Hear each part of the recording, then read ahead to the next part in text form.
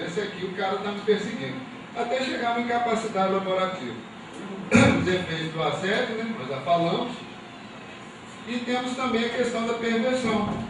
Que apesar de a gente trabalhar com a organização do trabalho, tem gente que tem prazer em causar dor para o outro, né? E esse aí, que é o chamado chefe perverso, é onde a gente se extrapola, porque o chefe perverso, ele está sendo apoiado pela organização do trabalho. Porque a gente não quer que o conflito do assédio moral fique numa relação interpessoal. É interpessoal, mas com apoio da organização do trabalho. Rapidamente aqui na mulher, o assédio moral e a mulher é o seguinte, o assédio sexual já conseguiu ser criminalizado. Agora, como é que acontece o assédio moral com a mulher? Ou com a mulher que negou o assédio sexual, ou a mulher que se envolveu com a pessoa, porque o trabalho é natural, você tem uma colega, acha ela bonita, vai para a festa, namora, tudo. Aí acaba o relacionamento, a pessoa começa a fazer assédio moral com essa mulher, quando assim, a mulher termina. O que é para? Ih, a fulana ali é mó galinha, ela sei lá o quê. Começa a denegrir a imagem dessa pessoa. Então, do assédio sexual passa para o assédio moral. Agora, a mulher que pratica o assédio, isso é importante também. Porque a mulher no poder, ela tem o mesmo comportamento do homem, porque o poder não tem sexo. O poder é uma relação de domínio, né? E a questão do feminino. A mulher sofre assédio moral na questão da menstruação. Ah, isso aí está com TPM 30 dias por mês. Gente, são as perninhas moldosas, sabe? E, não, está de TPM. Pô, aí a pessoa estoura, viu? Não falei que ela está de TPM? Vocês estão entendendo a maldade da coisa. Uma coisa muito bem construída, muito bem construída. E a gravidez. A mulher ficar grávida, a gente... Você vai ficar grávida, logo agora que a gente dá uma promoção, aí a mulher fica deprimida na gravidez. Não, quando tem um neném, sempre tem um pentelho lá. Ô fulano, você não quer voltar antes de acabar a licença maternidade? Não, o chefe está doidinho. E quando chega lá, ó, você vê se não fica grávida de novo não, você atrapalhou tudo. Ou seja, a mulher começa a ter um sentimento de culpa na gravidez, na licença maternidade e na volta ao trabalho. Mas, como eu falei, né, a mulher no poder tem o mesmo comportamento do homem. Resumindo, gente, para a gente poder ir caminhando para o encerramento, em todo assédio é um problema com relação à diferença, a intencionalidade de prejudicar, as agressões são sistematizadas e as humilhações são constantes. E a questão de denúncias. Bom, dentro do trabalho, dentro da tarefa do relacionamento, nós temos que ver nossos direitos e nossos deveres, né? E muitas vezes pequenos problemas de relacionamento começam, que é o seguinte, tem 3 pessoas para trabalhar em 2 mesas. Quem chega primeiro senta, o outro tem que ficar outro esperando. Tem um computador que é sempre melhor que o outro. Aí começa a abrir, mas por que eu sei que está nele? Ou seja, muitas vezes a precarização dos equipamentos, que é uma coisa que vocês podem enfrentar, faz com que os trabalhadores briguem entre si, em vez de se unir e falar, olha, e se vocês não comprar um negócio, não tem jeito. A gente já sabe disso. Tem que fazer uma licitação, isso. Então, quais são os mecanismos, então? Quais são as ações para... Não, mas peraí, mas para comprar um mouse? Você sabe como é que é trabalhar com mouse ruim, com teclado que não funciona, né? E também, gente, muitas vezes acontece o seguinte, lá no serviço público, na secretaria tem 4, 5 pessoas. Tem um que é mais falador, vai ficar falando o tempo todo, trabalhando tudo, o outro é mais calado. Aí começa o problema das diferenças, né? E é sempre interessante que o assédio moral evidencia o mal-estar no trabalho. E onde acontece o assédio moral, que é onde a gente começa o processo agora de reação. Onde começa o assédio moral, onde existe o assédio moral, já evidencia que tem um mal-estar no trabalho, tem alguma coisa errada ali acontecendo. E o assédio moral, ele pode servir como instrumento para intervir no modo de produção da empresa. O assédio moral vai trazer a marca do autoritarismo que nós temos que combater. Nós nunca podemos esquecer o significado das humilhações sobre a saúde do trabalhador e desvela que é a proteção da instituição dos assediadores. Porque se acontece um assédio moral, vocês fazem um movimento, denuncia a corregedoria e continua, então está claro, não é que esse cara é forte demais, é porque a organização do trabalho quer que isso aconteça. Aí que então, vamos caminhando então. Como evitar o assédio? Não tem jeito, gente. Somente com aliança, solidariedade com os colegas de trabalho. Não entrar em conflito direto com o assediador. Sempre ter alguma testemunha do lado. Sempre estar com alguém do lado. Comentar o que está acontecendo. não se distanciar do grupo, denunciar ao sindicato e à corregedoria. Depois nós fazemos a nossa crítica, né, de corregedoria, Ministério Público Federal e Justiça Federal, mas são as instâncias. E a questão das provas, né? A questão da solidariedade dos servidores para servir de testemunho. Documentos, e-mails, bilhetes, atestados, exame médico. A pessoa está boa, de repente começa a ter um monte de problema de saúde, então vamos documentar isso, que isso pode ser uma prova. Ficar atento à violação dos direitos dos servidores.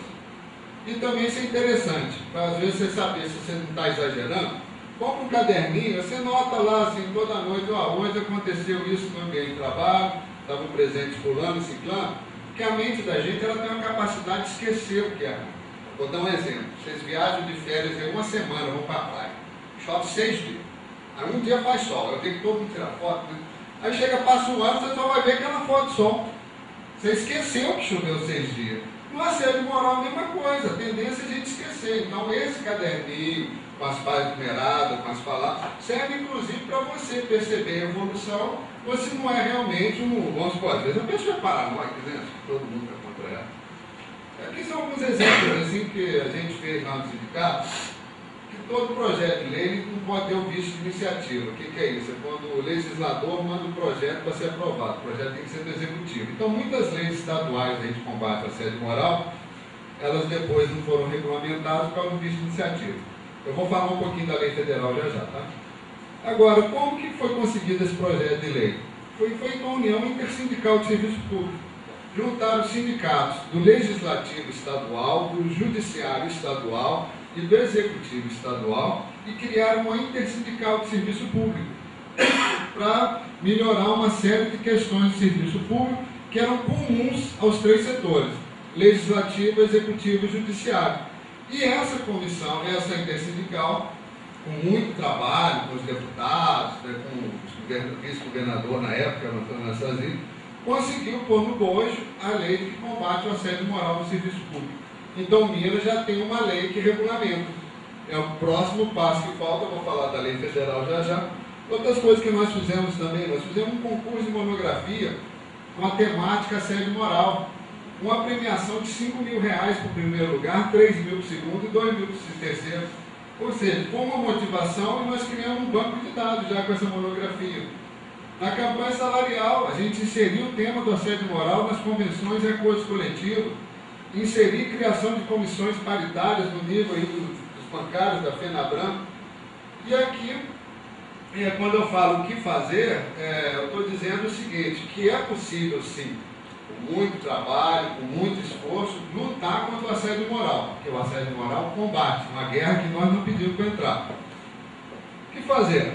Eu deixei aqui com o Renato, um DVD aqui, com o trabalho que a gente fez lá no Sinjus Sejusmic, tem mais um aqui que eu vou deixar para vocês.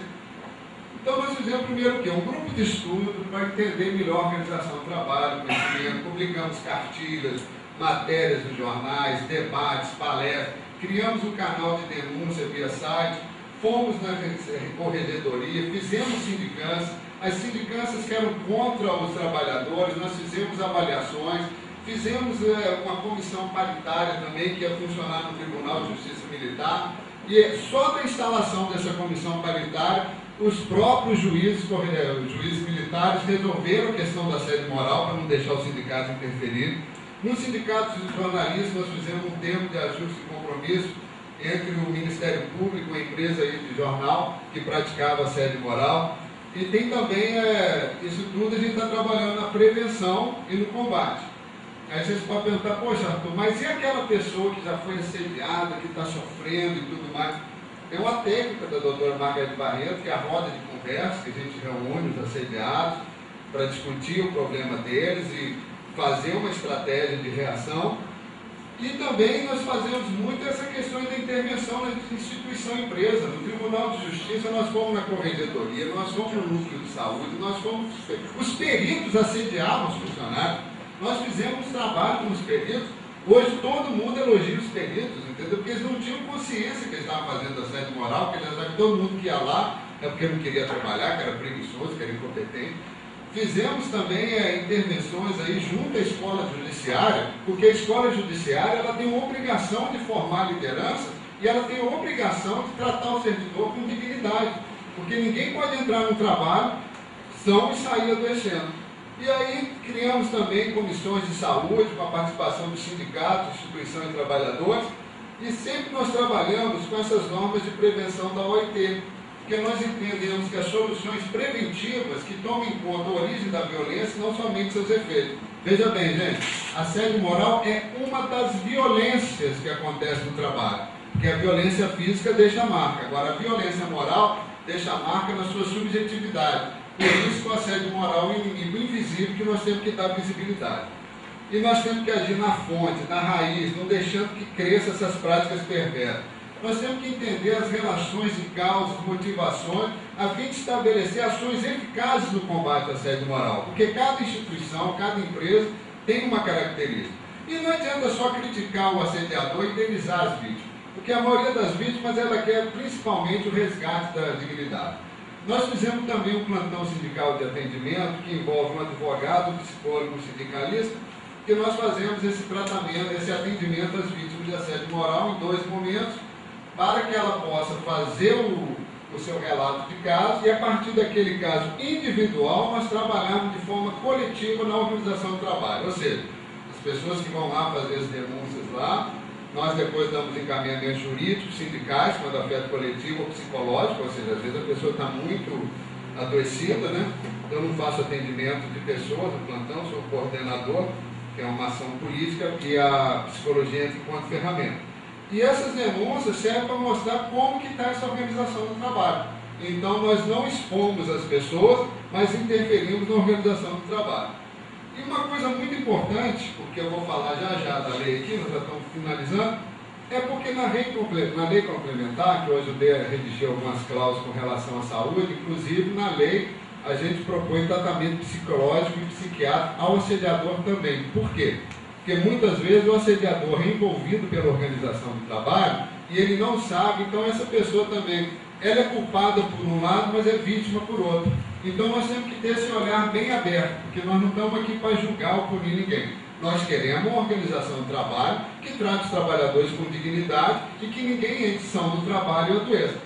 E essa lei complementar, o mais interessante, esse artigo 10, que nós conseguimos criar nas comissões paritárias, que não só as entidades sindicais, mas as associativas representativas da categoria também podem participar de soluções não contenciosas, porque senão a gente tiraria as associações, que muitas vezes são mais fortes que o sindicato. Aqui a gente consegue unir a associação com o sindicato, e o sindicato entra dentro da estrutura paritária. A paritária tem que trabalhar por seu consenso, mas junto com representantes da empresa e dos trabalhadores. O executivo já está regulamentando essas paritárias e o próximo passo vai ser o judiciário também. Concluindo que o mal causado é irreversível, em muitos casos, os principais diagnósticos. O que é um diagnóstico? Pelo conjunto de sintomas, o médico cria um diagnóstico. Os diagnósticos são depressão, síndrome de pânico, estresse pós-traumático, síndrome de burnout, psicose, maníaco-depressiva, paranoia, fragmentação psíquica e desequilíbrio emocional que pode levar ao suicídio. Algumas frases aí, só de lembrar eu choro, ainda me sinto mal, fui usado, me revolto até hoje, não posso nem passar perto da repartição, eu não me conformo, eu quero justiça. Outros falam, na casa da justiça, na casa da justiça gera injustiça. Agora esse é o principal. Todas elas querem o resgate da dignidade, elas querem que o chefe se retrate, elas querem que a história delas seja passada a limpo. Mas isso é igual, gente, a gente sabe que tem muitas revistas, jornais aqui no Brasil, que lançam uma campanha difamatória contra a pessoa, essa pessoa já está julgada, condenada. Mesmo que ela prove que ela é inocente, quando ela prova que é inocente, é um negocinho desse tamanho, né? E o que essas pessoas querem? Resgate da dignidade. Tem a frase da Cláudia Reno, juíza do trabalho, que o assédio, coação ou violência moral está ligado ao direito fundamental, à dignidade humana, à imagem, à honra, à personalidade e à saúde do empregado. Todos os direitos da Constituição Federal. Ou seja, os funcionários federais, todo cidadão está garantido, teoricamente, pela Constituição Federal. E nós temos a nossa tese, né, que o assédio surge quando é praticado autoritarismo, atitudes perversas, provocando graves consequências para o saúde do trabalhador, longas licenças médicas e, às vezes, destruição psíquica e emocional da vida. desunião do grupo, pedidos de mudança de setor, os quais têm repercussão considerável na queda de produtividade. Por que eu estou sempre colocando essa questão da produtividade? Porque nós temos que levar esse nosso discurso para as empresas, para as instituições. Fala, gente, desse jeito que está essa organização de trabalho, vocês nunca vão conseguir nada. Ah, não, a não ser que seja interesse, né? Aí que está. A não ser que seja interesse, isso mesmo. É sucatear, não dar condição, adoecer todo mundo, para todo mundo virar incompetente. Não, tem que ter uma outra saída. Não, a saída tem que partir do grupo de trabalhadores.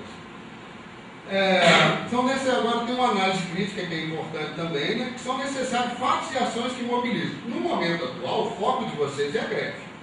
Eu acredito que daqui a alguns meses, talvez, vocês possam começar já a trabalhar mesmo, questão de denúncia, de assédio moral na Polícia Federal, de ser feito. E principalmente, a gente tem que tomar muito cuidado com o assédio aos diretores sindicais. Porque os diretores competentes, lutadores, se eles não tiverem o apoio do grupo trabalhador, porque o diretor de sindicato não é ele não. Ele está representando a categoria, ele precisa do apoio da categoria e ele está pondo a cara ali, porque ele é o representante de vocês. E se vocês enfraquecerem os diretores, enfraquecendo o sindicato, vocês estão enfraquecendo vocês mesmos. Por isso que eu chamo que o combate ao assédio moral é uma representação da vontade de sujeitos que desejam lutar por um ambiente saudável do trabalho. Porque as coisas só acontecem quando as pessoas têm vontade. Não adianta eu ficar aqui, ficar blá blá blá, sair daqui todo mundo, foi boa a palestra, foi ruim, não. Tem que ter vontade de mudar as coisas. Agora, para encerrar, eu volto aqui à questão do organograma, né? Então, eu vou dar algumas sugestões aqui para vocês. Eu passei aqui para o Renato, olha que coisa interessante, que foi o Sindicato de Justiça do Rio Grande do Sul. Uma forma assim, bem, como se diz, bem humorada, né? Vou passar aqui para vocês. Área livre de assédio moral. Depois da greve, você está lá, pendura na salinha, passa assim, deixa ali na porta, vou deixar aqui para vocês. Eu tenho mais aqui, vou deixar para vocês aqui. Outra coisa que eu achei que é interessante, porque, como a gente falou, quais que vão ser os mecanismos aí do pós-greve? Coerção, transferências, processo administrativo. O Sindifisco Nacional publicou essa cartilha, que está no site dele, que é sobre o processo administrativo disciplinar. Então, aqui eu acredito que vocês vão ter muitas orientações sobre isso, certo? E tem também, olha, esse trabalho aqui eu achei sensacional, isso está na internet.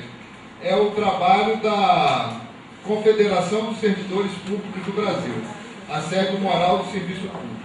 E aqui ele fala, inclusive, do artigo 5º da Constituição, que é uma coisa interessante, porque esse artigo 5º é assegurado o direito de resposta proporcional ao agravo e são invioláveis a intimidade, a vida privada, a honra e a imagem das pessoas, assegurado o direito à indenização por dano material, moral decorrente da sua violação. Por quê? Porque no assédio moral, questões ligadas à sua intimidade, à sua vida privada, pode ser exposta de forma pública, que é uma forma de denegrir a imagem, uma forma de transformar a pessoa de uma pessoa boa numa pessoa ruim. Então, vocês verem que a Constituição já está garantida.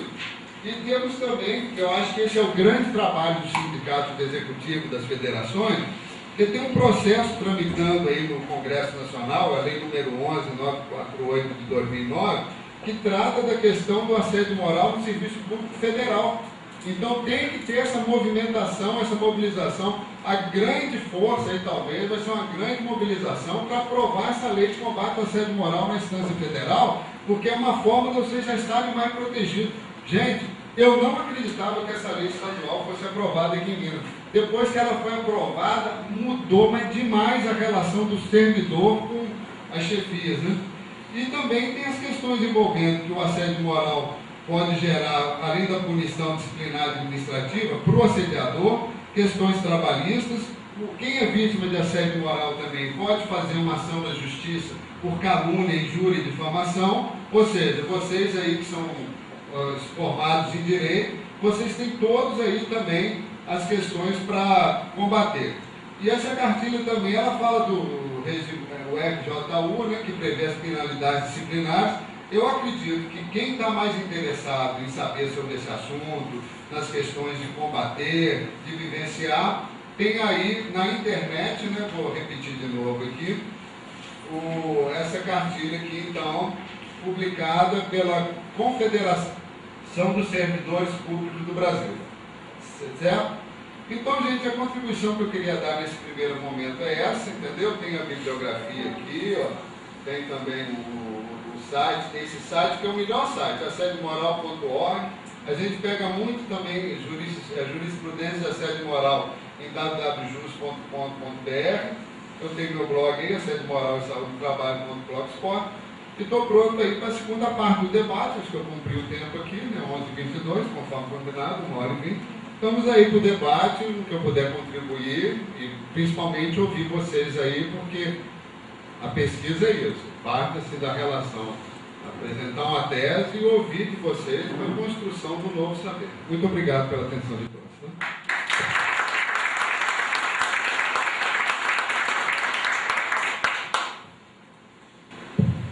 Bom, em nome dos sindicalizados, a gente agradece, né, essa ótima palestra e é interessante porque o tempo todo, conforme os temas iam acontecendo, a gente sempre conseguia linkar alguma coisa, né? Isso é muito impressionante. Eu gostaria de convidar o nosso colega, o Giovanni Lara, ele é sindicalizado, hoje ele é relator da Comissão de Ética aqui do OAB, agente de Polícia Federal, para participar aqui da mesa. Observação em relação ao nosso ambiente de trabalho lá na Polícia Federal. Atualmente, né, os gabinetes dos delegados são compostos por uma sala onde eles ficam, uma antessala onde os escrivães ficam. E a placa das salas vem lá, delegado de Polícia Federal, nome em caixa alta e depois o nosso nome em caixa menor. Então eu queria saber se isso configuraria um assédio, essa estrutura física. O que o senhor entende disso? Eu acho que a sua pergunta é interessante. Gente, não vamos ter vergonha de perguntar, não, porque muitas vezes perguntando as coisas que a gente realmente reafirma. Eu vejo aí mais uma questão hierárquica. Eu acho que seria assédio se todos pudessem entrar na sala desse delegado, mas fulano e ciclano não. Eles são proibidos de entrar lá porque eu não quero conversa. Ali é simplesmente uma forma de demonstrar o poder, né? Porque a gente sabe. O nome é maior, ele manda mais, né? Eu, pessoalmente, não sei as situações que acontecem, mas só isso é mais mesmo uma demonstração de quem manda. Gostaria só de acrescentar. Eu sou agente da Polícia Federal, aposentado há 11 anos. Para mim foi muito bom ter assistido essa palestra, porque há 11 anos eu tento resgatar a minha dignidade e a minha autoestima.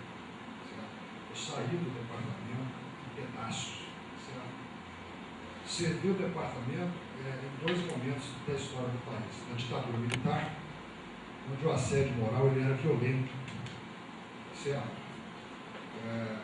Não vou entrar em detalhes, mas até a agressão física, na minha época, tinha. Certo? Uma época de militar, uma época de coronel, general. E depois experimentei a Polícia Federal pós-Constituição de 88. O assédio moral, ele se tornou, eu acho que ele até aumentou, só que ele se tornou mais elegante, mais sutil. E eu acho que o ovo da serpente reside na Academia Nacional de Polícia. Por quê? Com todo o respeito aos colegas, eu acho que até eu como aposentado, eu vejo até com muita tristeza essa luta interna do departamento, em que delegados, ao serem formados na academia, só retornando, contar a história, o que eu vejo aqui hoje como aposentado. Você pega um rapaz de 24 anos, concurseiro, o meu filho é concurseiro, meu filho já passou no concurso de juiz, entendeu? Então assim, é um menino extremamente estudioso, mas eu confesso, ele tem 27 anos, ele não tem muita experiência, mas ele vai entrar e vai ser juiz. Pronto. Agora você pega um rapaz de 24 anos, que passou no concurso de delegado, ele vai ficar na academia 4, 5 meses, eu não sei quanto tempo é hoje, mas vai ser introjetado nele uma condição de que ele é um ser racialmente superior. É o que eu vejo isso. Estou falando sem mágoa, como eu disse, eu me reconstruí, hoje eu sou relator da Comissão de Ética, eu advogo, eu tenho a minha autoestima, tranquilo, mas uma forma do meu tratamento é não ir na superintendência, agora vou confessar para vocês. Passar naquela porta para mim, todo dia, às vezes que eu tenho que ir como advogado, é muito triste para mim. Estou confessando com os colegas, eu me sinto mal, sabe? Mas você veja bem, esse delegado, voltando aqui à academia, eles colocam na cabeça dele que ele é um ser superior. E nós também, olha, quando eu fiz academia, o meu colega, o professor agente da Polícia Federal, sabe o que ele me falava, em 1980? Em que eu não poderia estender a mão para um delegado se ele não a estendesse primeiro para mim. Eu aprendi isso, você entendeu? Eu me sentia no departamento um lixo, sabe? E até entre nós, vocês já viram a brincadeirinha de que o agente é operacional e machão e o escrivão usa a metralhadora do escrivão é uma máquina. Na minha época era máquina de escrever. Essa brincadeirinha sutil, inocente, serve para quê? Para a gente ficar dividido, certo? O colega, que é agente da Polícia Federal, que tem um pendor mais para a prática burocrática, ele é discriminado entre nós, tá certo? Eu só vou dar um exemplo rápido para vocês aqui de como nós precisamos reconstruir a nossa autoestima. Teve uma época que o superintendente aqui tinha tão poucos delegados e que nós agentes fazíamos quase tudo. E o doutor Agir, na época, era o superintendente, ele criou aqui um superior de dia, que era aquele agente que ficava no plantão responsável pela superintendência. Sabe por que acabou? Não foi porque delegado malzinho quis nos prejudicar, não, eles precisavam. Foi porque colegas nossos colegas, não aceitavam atender ordens de outro agente. Então, quem era superior de dia, eu fui superior de dia, eu tinha que tomar muito cuidado, porque quando a ordem vinha de um delegado, ela era cumprida imediatamente. Mas se era uma determinação de um colega, havia resistência, certo? Gente, só uma curiosidade, só finalizando. Você sabe como é que eu aposentei? Eu trabalhei 20 anos na Polícia Federal, certo? Com todos esses problemas, no final eu estava no serviço de estrangeiro, pedi minha aposentadoria, eu abri a minha gaveta, peguei a minha carteira de polícia, a minha pochete com a minha arma, e fui embora. Sabe o que é isso? Eu tenho uma história, eu tive uma história no departamento de muita amizade, graças a Deus, sou uma pessoa respeitada, entendeu? Mas eu peguei minhas coisas e fui embora. Sabe, eu fui embora. Depois eu fiquei um tempo perdido, eu queria ir lá, mas eu comecei a advogar. Os próprios colegas me negavam, às vezes, até um bom dia. Assim, eu ia assim, inadvertidamente, que lógico, é uma instituição, hoje eu vejo, hoje eu me tratei, eu sei como é uma instituição que tem compartimentação. Eu não posso ficar indo lá para matar saudade de colega, entrando em sala, essas coisas todas. É chato. Mas para quem está aposentado, recém-aposentado, você sente uma saudade danada daquilo ali. Então, o meu parto, ao contrário, foi cruel. Entendeu? Então, você vê, eu só despedi dos meus colegas em volta e fui embora. Então, a gente tem que tomar muito cuidado. Eu estou dando essa experiência, acho que está sendo gravado, alguns colegas que estejam me vendo. Eu não tenho medo de mostrar minha cara, não. Olha, eu saí destruído como pessoa, eu não tinha autoestima nenhuma. Entendeu? Porque a questão do departamento ela é gravíssima, é sutil demais. Cada vez que eu mostrava um trabalho complexo, eu recebia uma ordem para fazer um trabalho bem subalterno. eles não deixam que você se sinta bem. Certo? É um troço